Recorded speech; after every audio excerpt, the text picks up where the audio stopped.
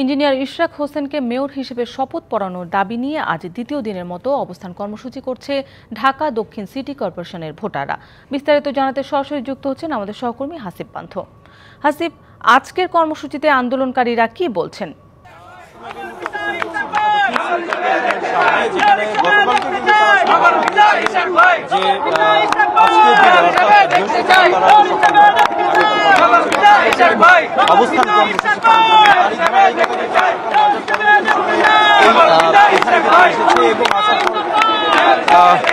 পরবর্তীতে কিন্তু এখানে এসে তাদের এই অবস্থান কর্মসূচি পালন করছেন। সকাল থেকে কিন্তু সূর্য ওঠার পরবর্তী সময় থেকেই ধীরে ধীরে লোক সমাগম বাড়ছে। তাদের একটি দাবি যে আসলে দীর্ঘ 9 মাস যাবৎ দক্ষিণ সিটি কর্পোরেশনে বিশেষ করে 5ই আগস্টের পরবর্তীতে আওয়ামী লীগ পতিত হওয়ার পরবর্তীতে কিন্তু নগর ভবন প্রায় অভিভাবকহীন অবস্থায় রয়েছে, যারই ধারাবাহিকতায় কিন্তু নগরবাসী পড়ছে নানামুখী সমস্যায়।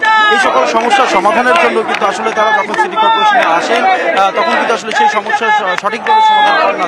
এদিকে গত 27শে এপ্রিল কিন্তু আসলে ইঞ্জিনিয়ার ইশরাক হোসেনকে মেয়র হিসেবে একটি রায় আসার পরে এখন শপথ নেন। আমরা একটু কথা বলার চেষ্টা করব এখানে যারা আন্দোলনরত রয়েছেন, বিক্ষোভরত রয়েছেন, আপনাদের আজকের সর্বশেষ দাবি কি এবং কতক্ষণ অবস্থান করবেন? আজকের দাবি কি এবং কতক্ষণ অবস্থান করবেন? মাঠের অলরাউন্ডার আমি, আর ঘরের allrounder Tylox. Tylox toilet cleaner, clean মানেই টাইলক্স। আমরা যতক্ষণ পর্যন্ত আদালতের রায়কে মেনে এই প্রশাসক এবং সংশ্লিষ্ট মন্ত্রণালয় যতক্ষণ পর্যন্ত জননেতা ইঞ্জিনিয়ার ইশরাককে মেয়র হিসেবে শপথ বাক্য না পাঠ করাবে ততক্ষণ পর্যন্ত আমরা এই রাজপথ ছাড়ব না। এবং আজকে গতকালকেও আপনারা দেখেছেন যে আমরা রাজপথে এসে মানববন্ধন করেছি, আজকেও আমরা মানববন্ধন করতেছি। আগামী দিনে আজকে যে অবস্থান কর্মসূচি, সেই অবস্থান কর্মসূচি যদি সংশ্লিষ্ট কর্তৃপক্ষ সহজে না মানে তাহলে আমরা এই আন্দোলনকে আরো কঠোর থেকে কঠোরতম আন্দোলনে নিয়ে যাব।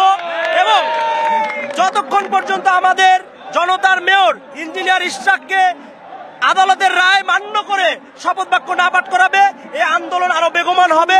আজকে আমরা অবস্থান কর্মসূচি করছি, সামনে বিক্ষোভ দিব, তারপরে হরতাল অবরোধের মতো আরো বড় ধরনের কথা বলছিলাম। আসলে বিক্ষোভ তাদের সঙ্গে জানাচ্ছিল এমনকি যে তাকে না করা হয় আজকে যে অবস্থান কর্মসূচি বিক্ষোভ কর্মসূচি থেকে শুরু করে হরতাল নানামুখী কিন্তু কর্মসূচি তারা দিয়ে যাওয়ার সংখ্যা। এছাড়াও আমি আরেকটু বিষয় জানিয়ে রাখি, আজ সারা দিনব্যাপী তাদের এই কর্মসূচি চালাবেন বলেও আমরা জানতে পেরেছি। এছাড়া সকাল থেকে শুরু করে এখন পর্যন্ত কিন্তু প্রায় কয়েক হাজার মানুষের ঢল নেমেছে, আরো মানুষ আসছে এখানে। তাদের একটি দাবি, ইঞ্জিনিয়ার ইশরাক হোসেনকে যেহেতু মেয়র হিসেবে রায় হবার পরেও কেন এখন শপথ পাঠ করানো হয় নাই, সেই একটি মাত্র দাবি নিয়ে কিন্তু তারা তাদের এই বিক্ষোভ কর্মসূচি এবং অবস্থান কর্মসূচি পালন করছে। আমার কাছে সর্বশেষ ছিল এই তথ্য। শান্তা। হাসিব, আপনাকে ধন্যবাদ।